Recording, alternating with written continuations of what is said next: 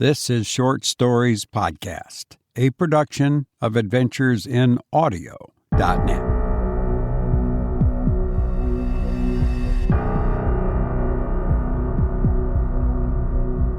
Hello, I'm Robert Crandall, podcasting from the Adventures in Audio Asylum. Welcome. This is the podcast you come to get away from it all. You won't find any politics or current events here. There are plenty of places that you can find that stuff. No matter what's going on, we're not going to talk about it on this podcast.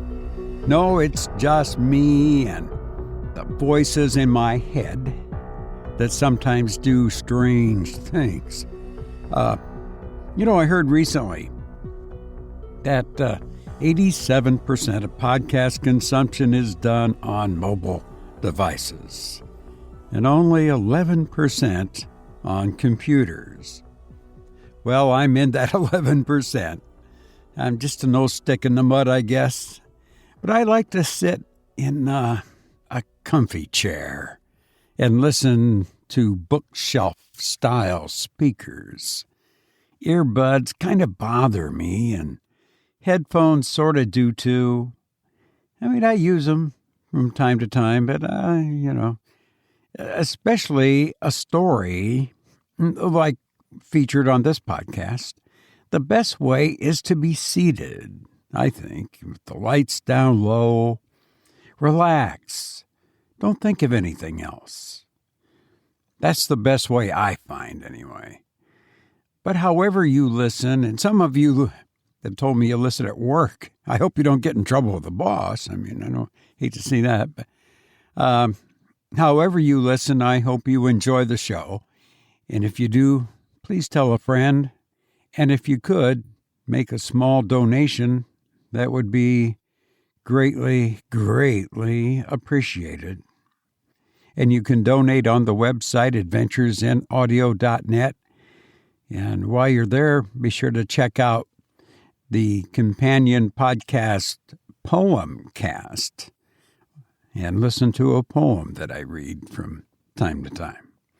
And now a word from our sponsor, me. If you need a voiceover for a radio or TV commercial or corporate work like e-learning or slideshows, I can sync my voice to your pictures and videos.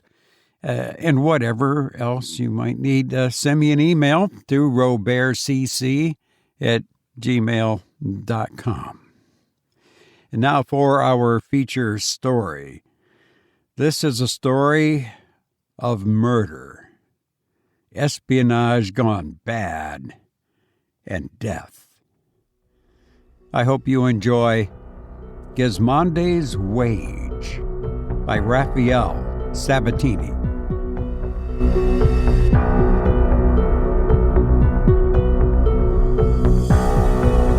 Benvenuto Gismondi, thief and scoundrel, sat his horse, breathing hard and grinning. Supine and cruciform, with arms flung wide, lay Messer Gresby in the snow, grinning too, but breathing not at all. Midway between Forlì and Rimini, on the long road that, coming from beyond Bologna, runs southeastward to the sea in a line of rare directness, had this murder been committed in the full glare of a brilliant January noontide. And no witness was in sight as far as the eye could reach, onward toward the hazy spires of distant Rimini, or backward in the direction of Forlì. So well content Sir Benvenuto, grinning under the shadow of his morion, got him down from his horse to reap the profit of his morning's work. What though in falling the dying man had cursed him? It is true that Benvenuto's superstitious soul had quaked under the awful malediction from those writhing lips, but only for an instant. He was as nimble with spiritual as with lethal tools. And to avert his victim's curse, he had crossed himself devoutly and devoutly breathed a prayer of Our Lady of Loreto, whose ardent votary he had ever been. Moreover, he wore armor against such supernal missiles as the moribund had hurled at him. The scapulary of the Confraternity of St. Anne hung upon his breast and back, beneath his shirt, to turn the edge of any curse, however keenly barbed. Easy, therefore, in mind and conscience, he got him down into the snow, all trampled and slushy, where their horses had circled in the fight, and having tethered his own beast, he fetched Messer Crespi's a cruel cut across the hams that sent it off at the gallop in the direction of Forlì. Next he applied himself to the garnering of the spoil. The dead gallant was richly arrayed. It was this very richness of his raiment that had caught in passing the eye of Sir Benvenuto and lured him by its promise. But the raiment that had erstwhile tempted mocked him now, for his prize, it seemed, was gilt, not solid gold. He rose from an unfruitful search, cursing the poverty of the dead man's pockets, cursing himself for the risk he had run in so poor a cause, and weighing in his palm a trumpery jewel he had plucked from Crespi's cap, and the silken purse containing but some 5 gold pieces. Then, in a frenzy, half disappointed rage, half greed, he returned to his investigations. Carefully, piece by piece, he examined his victim's garments, nor paused until he reached his skin, but all in vain. Then he bethought him of the dead man's boots. He dragged them off, and, handsome though they were, tore them soles from uppers. In the ardor of his search, he had all but flung them from him in despair when a certain stiffness in the leg of one arrested him. There came a gleam into the foxy, close-set eyes. Thoughtfully he rubbed his lean, long nose and leered. His perseverance had been, it seemed, rewarded. To rip the outer leather from its lining was an instant's work. He withdrew a package composed of several sheets of paper. With disappointment rising anew, he spread one of these. Swiftly his eye played over it. It was a letter couched in Latin, and from that letter it was that he learned his victim's name. But more he learned, for Sir Benvenuto had been reared for the church by a doting mother, and had not yet forgotten the knowledge he had gained of the Latin tongue. He learned sufficient to make his eyes gleam anew. He had chanced upon something that might be worth 100 times its weight in gold. But not here, not on the open road, in the glare of light from the sun-drenched snow, would he investigate his prize. He stuffed the papers into the bosom of his doublet and climbed back into his saddle. His spurs dripping blood, he rode his cruelly punished horse some 3 hours later into the town of Rimini, and drew rein at the Osteria del Sol. He had a way of command with him, had Messer Gismondi, despite his sinister face, half wolf, half fox, and though a courtier might have mistaken him for a lackey would have certainly mistaken him for a courtier. The host of the Soul received him with all deference, and since the common room was thronged with Borgian soldiers, for the Duke of Valentinois was in town, he set a room apart for Messer Gismondi's convenience. There, for an hour, the rascal pored over those documents, mastering the details of a plot aimed at the very life of the Lord Cesare Borgia, details that the Lord Cesare Borgia should pay for handsomely. He would not stay to sup, but rising presently, he took up his cloak, and there and then directed his steps to the palazzo where his highness lay. After much questioning, for Duke Cesare had grown cautious since the plot of Singalia some weeks ago, he was at last admitted to the Borgia's presence to tell of the discovery upon which he had chanced. The Duke, a slender, shapely man, finely featured, auburn-haired, with beautiful, restless eyes, whose glance smote fear into the rascally soul of Messer Gismondi, listened gravely to his tale and scanned the papers which the Masnadario set before him. But surely his nature had been misrepresented to Gismondi, for he betrayed none of the ferocious satisfaction that the latter had looked see in him. Instead, he posed Gismondi a question that almost turned the villain sick with sudden apprehension. So cold, so deadly cold was Duke Cesare's voice. "How come you by these papers?" Gismondi paled. He stammered. He was unprepared for this. He could scarce conceive that he had heard aright. He had brought the Duke proof and details of a plot against his life, a plot involving some of the best blood in Italy, a plot so far-reaching that scarce a subjected state of any consequence but was sending its envoy to the assassins' gathering that was to take place that very night in Rimini. Yet the Duke could pause coldly to ask him how he came by those papers, as though so small a thing could matter, where so great a one was at issue.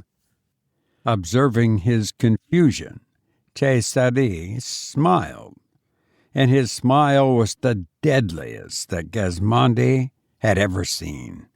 It turned the scoundrel's soul to water. It froze the marrow in his spine. He felt his skin roughening like a dog's. He sought in vain to dissemble the terror glaring from his eyes. But the Duke's smile grew and grew till it ended in a laugh, short and terrible as a note of doom. "I see," he said, and pushed the papers back across the table to Gismondi. "What is your name?" And under the play of those awful, beautiful eyes, Gismondi answered truth, feeling that he dared not lie, that to lie was idle. Cesare nodded shortly.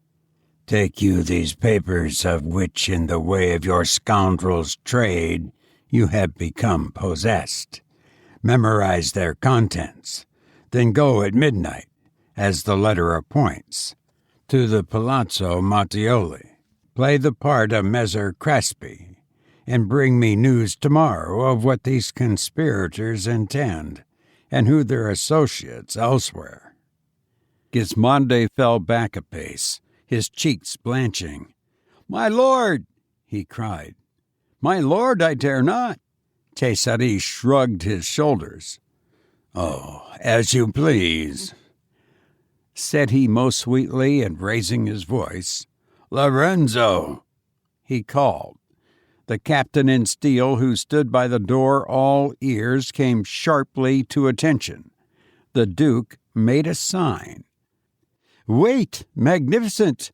cried the Masnadiero, startled by the fresh terror. "If I do this thing," he began, and stopped, appalled by the very contemplation of it. "If you do this thing," said Cesare, answering the uncompleted question, "we will not inquire into the death of Messer Crespi. Our forgetfulness shall be your wage. Fail me or refuse the task, and the host shall extract confession from you, and the hangman make an end of you. The choice is yours." He ended his tone most amiable. Gismondi stared and stared to the beautiful young face so mockingly impassive. His terror gave way to a dull rage, and but for the presence of that captain in steel, he might not have curbed his impulse to attempt upon the Duke to anticipate the work of Messer Crespi's friends. He cursed his folly in setting trust in the gratitude of princes. He mocked his own credulity in thinking that his tale would be received with joy and purchased at more gold than he could carry. In the end, he staggered out of the palazzo, pledged to betake himself at midnight to the house of Mattioli, at the imminent risk of his life, and assured that he would be watched, and that did he fail to perform the task he had undertaken, the risk to his life would be more imminent still. He spent the interval closeted in that room of his at the Osteria del Sol, poring over the papers that had been his ruin, and learning by heart, as Duke Cesare had urged him, the matters they contained that he might be well instructed in his fearful role. Midnight found him at a wicket that opened into the garden of the Palazzo Mattioli. He was muffed in a black cloak, a black visor on his face, for his papers had told him, and he gathered some comfort from the knowledge, that the conspirators were to present themselves in mask. The Palazzo Mattioli, be it known, was at the time untenanted, and had therefore been chosen for the secret meeting. Gismondi boldly thrust the gate open and went in. A tall figure, black in the faint luminosity the night gathered from the snow, confronted him. "Good evening, friend." The stranger greeted him, and Gismondi was conscious of a thrill of fear. Nevertheless, he answered bravely with the countersign in which he had schooled himself. "It would be a better evening were it warmer." "Warmer for whom?" The other catechized him. Yet, following his instructions, Gismondi answered not until the question was repeated. "Warmer for whom? A corpse might find it warm enough." "A corpse shall find it so ere the winter's done," Gismondi answered, at which the guardian of the place stood aside and bade him go forward to the house. Already others were advancing from the gate, but Gismondi stayed not to look at them. He pushed on as he had been bidden. He bent his steps to the small doorway that had been indicated by Crespi's papers. He pushed the door, and it fell open. He entered, closed it after him, and groped his way forward through the Stygian darkness, till of a sudden strong hands gripped him and brought him to a halt. Despite himself, he was afraid. Yet mastering his growing terror, he answered in a steady voice the questions that were set him, and so won through. He was led forward, a guiding hand upon his wrist, round a corner and on, until at last they came to a halt. There was a creak, and suddenly he was blinking in the blaze of light that smote him through the open door of a vast apartment. His companion thrust him swiftly across the threshold, and he heard the door closed softly again behind him. The sound chilled him, suggesting to his fevered mind the closing of a trap. He heartened himself with the reflection that he had learned his lesson well. He persuaded himself that he had naught to fear, and he went forward into a handsome and lofty chamber that had been the late Count Mattioli's library.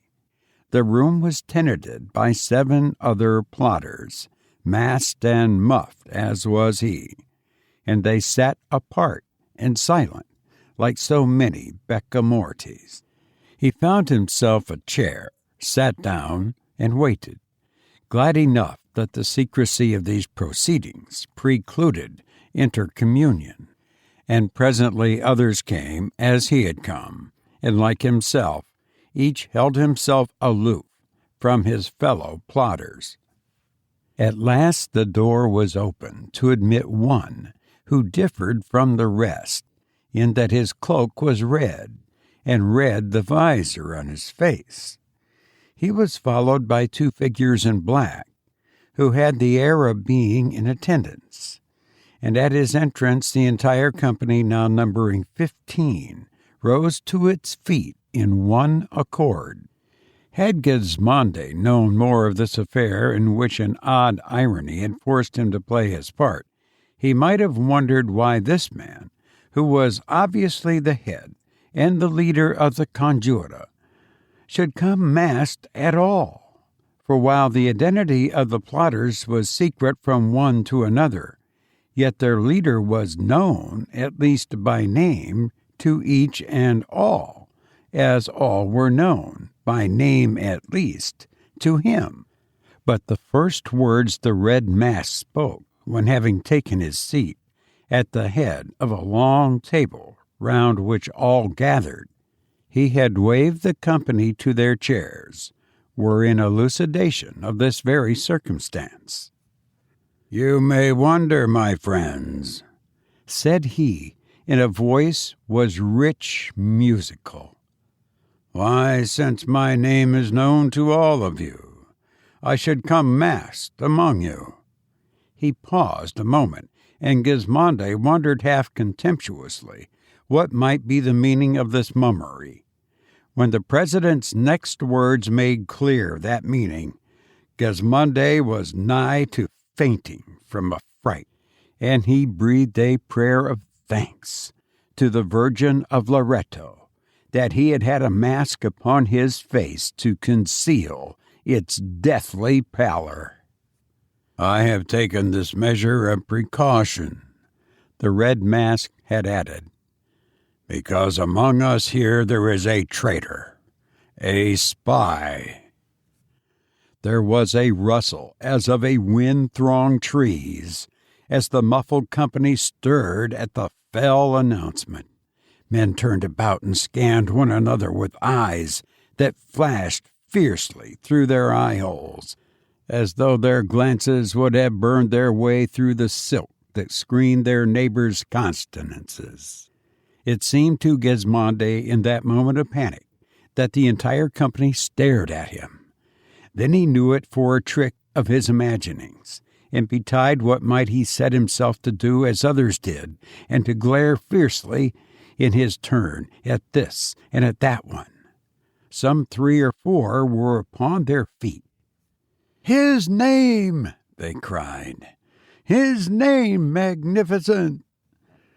But the Magnificent shook his head and motioned to them to resume their seats. "I know it not," said he, "nor in whose place he is here." Whereat Gismondi breathed again more freely. "All that I know is this. A body was brought into Rimini this evening after sunset. It was that of a man who had been found murdered some 3 leagues from here on the Bologna road. His clothes were disordered, his points untrussed, his pockets empty, from which it was surmised that he had fallen at the hands of some common bandit. But it seemed to me the work had been over-arduous for a thief, and when I came to investigate more closely, I found that his boots had been torn to shreds in a frenzied search for something." The president paused a moment, then continued, "That was enough to waken my suspicions. I contrived to have the handling of one of his boots, one in which the lining had been divided at the top from the outer leather. I thrust my hand into that secret pocket that the thief had opened, and at the bottom I found a scrap of paper, no more than a corner that had been torn from one of the documents. I now know what it contained. Upon that shred of paper I found but 2 words written, 2 words of no account whatever, save that the character of the writing was my own." He paused again, and in a deathly silence the company waited for him to proceed. "I knew for certain, then, that the murdered man was one of our comrades in the affair on which we are met tonight. Had I made the discovery earlier, had I known where each of you was lodged, I had found means to warn you not to come here tonight. As it is, I can only hope that we are not yet betrayed. But this I know, that the man who comes possessed of the secret of our plot sits here among us now." Again there was the rustling stir, and several voices spoke harsh and hot with threats of what should be the fate of this rash spy. Gismondi gnawed his lips in silence, waiting and wondering, the strength all oozing from him. 18 of us were to have foregathered here tonight," said the red mask impressively. "One of us lies dead. Yet 18 are here. You see, my friends," said he, a sardonic note vibrating in his voice, "that there is one too many. That one," he concluded, and from sardonic his voice turned grim, "we must weed out." He rose as he spoke, a splendid figure, tall and stately. "I will ask you one by one to confer with me apart a moment," he announced. "Each of you will come when summoned. I shall call you not by name, but by the city from which you hail." He left the table and moved down into the shadows at the far end of the long chamber, and with him went 2 who had attended him on his arrival. Gismondi watched them, fascinated. The 2 attendants no doubt would do the uprooting when the weed was found. That, he thought, was the purpose for which they accompanied the gentleman in scarlet, and for that was it they withdrew into the shadows as more fitting than the light for the deed of darkness that would presently be done. "Ancona," called the voice of the president, and the name echoed mournfully through the chill air. A masker rose upon the instant, thrusting back his chair, and marched fearlessly down to confer with the master plotter. Gismondi wondered how many moments of life might yet be left himself.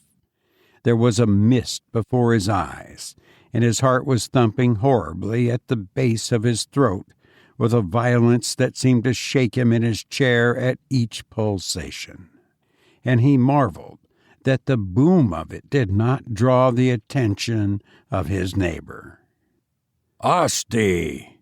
came the voice from across the chamber, and another figure rose and went apart, passing the returning Ancona on the way. Bologna followed Asti, and Gismondi began to realize that the president was taking them alphabetically, and he wondered how many more there might be ere Forlì was called, for Crespi, he knew, was from Forlì. He wondered, too, what questions would be asked him. From the knowledge those papers had imparted to him, he found that he was able to surmise them, and he knew what answers he should make. Still, his terror did not leave him. Some other questions there must be, something for which those papers did not make provision. "Cattolica," came the summons. A 4th conspirator arose, and then of a sudden the whole company was on its feet. Mechanically, and from very force of imitation, Gismondi had risen too, and the heartbeats in his throat were quickened now with sudden hope. In the distance there had been a sound of voices, and this was followed on the instant by heavy tread in the corridor without, a tread accompanied by the clank of armor. "We are betrayed," called a voice, after which, in awful silence, the masked company stood and waited. A heavy blow smote the door, and it fell open. Across the threshold, the candlelight reflected from his corselet as from a mirror, came a mighty figure, armed cap a pie. Behind him 3 men at arms, sword on hip and pike in hand, pressed closely. 3 paces within the room, the captain came to a halt and surveyed them with eyes that smiled grimly from the bearded face. "Sirs," he said, "resistance will be idle. I have 50 men with me." The president advanced with a firm step. "What may be your will with us?" quoth he, a fine arrogance in his voice. "The will of His Highness the Duke of Valentinois," was the man's answer, "to whom your plot is known in its every detail. You come to arrest us?" "One by one," said the captain with an odd significance and a slight inclination of the head. "My grooms await you in the courtyard." For an instant there was silence, as well there might be at that pronouncement. The memory of the terrible justice the Duke had wrought in Senigallia was still fresh in every mind, and Gismondi understood, as all understood, that here in the courtyard of the Palazzo Montigioli, these gentlemen, caught red-handed, were to meet the fate that had overtaken Vitali and his confederates. "Infamy!" cried one who stood beside Gismondi. "Infamy! Are we to have no trial?" "In the courtyard," replied the captain grimly. "Not for I," exclaimed another. "I'm as noble as the Duke himself. I'll not be strangled in a corner like a capon. If I die, I must claim my right of birth, the axe." "By right of birth," the captain mused and smiled. "Indeed, your very birthright, so it seems. Come, sirs." But others stormed with interruptions, and one there was who called upon his fellows to draw what steel they carried and die with the weapons in their hands. Gismondi, apart with folded arms, watched them and grinned behind his visor. It was with him an hour of exultation in the revulsion from his recent terrors. He wondered to what length of folly these rash fools would go. He thought he might witness a pretty fight, but the man in red disappointed him of such expectations. He came forward to the table head, and his voice was raised to dominate and quell the others. "Sirs," said he, "the game is lost. Let us pay the forfeit and be done." Again for a moment a silence fell. Then one with a sudden, strident laugh stepped forward. "I'll lead the way, my brothers," he said, and bowing to the captain, "I am at your orders, sir," he announced. The captain made a sign to his men. 2 deposed their pikes, and coming forward, seized that volunteer. Swiftly and without word spoken, they hurried him from the chamber. Gismondi smiled. This entertainment amused his cruel nature better than had done that other a little while ago. Swiftly the soldiers went about their work, and in a brief 10 minutes there remained but 4 conspirators. One of them was the man in scarlet, who, as their captain, reserved to himself the honor of going last. 2 others were the men who had attendant upon him, and the 4th was Gismondi. The men-at-arms re-entered, and the man in red made a sign to Gismondi that was plain of meaning. Gismondi shrugged, smiled to himself, and stepped forward jauntily. But when the soldiers seized him, he shook them off. "A word with you, sir," said he to the captain. The captain eyed him keenly. "Ah," said he, "you will be whom I was told to look for. Tell me your name that I may know you." I am Benvenuto Gismondi." The captain nodded thoughtfully. "I must permit myself no error. You are Benvenuto Gismondi, and—" He paused inquiringly. "And," answered Gismondi with impatience, "I am here on behalf of Duke Cesare Borgia." A quiet, wicked laugh broke from the captain's bearded lips, and one of his heavy, gauntleted hands fell upon Gismondi's shoulder. The other tore the visor roughly from his face. "Does your excellency know the villain?" "I do not," answered the man in red, and added, "God be thanked." He clapped his hands, and now it was that Gismondi saw into what manner of trap he had fallen, what manner of ruse the master plotter had adopted to weed out, as he had promised, the one who had usurped the place of him that had been slain on the Bologna road. The clapping of hands was your summons, in answer to which there came trooping back into the chamber the entire company of muffled plotters. No farther than the corridor had they been taken, and on arrival there, to each had been explained the test that was afoot. Betimes next morning, Don Miguel, Cesare Borgia's Spanish captain, waited upon his master with a dagger and a blood-stained scrap of paper. He had to report the finding of the body of Benvenuto Gismondi under the trees in the square that fronted the Palazzo Mattioli. The dagger that had slain the man had been employed to attach to him the label Don Miguel presented to the Duke, on which was written, "The property of Cesare Borgia." Don Miguel wondered if His Magnificence desired the culprits to be brought to account. Cesare shook his head and smiled. "It has fallen out as I intended," said he, and fell to musing. "It would have grieved me had they not discovered him, for it would have put me to the need of sterner measures. As it is, I think their discovery will have heightened their dread of me and of the ubiquity of my spies, and in their terror they will have scattered their plot abandoned. It is best so.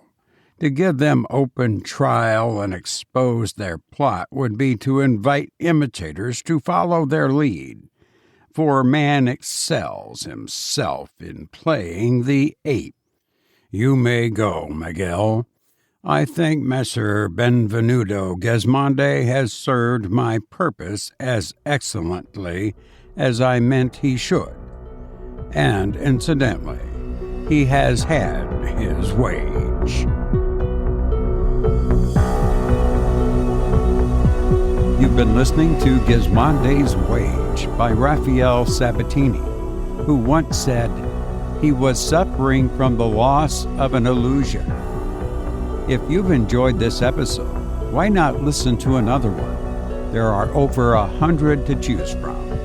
I've enjoyed being with you, and now I must go. But I hope to be with you again soon. Please be well, and thank you for listening to me.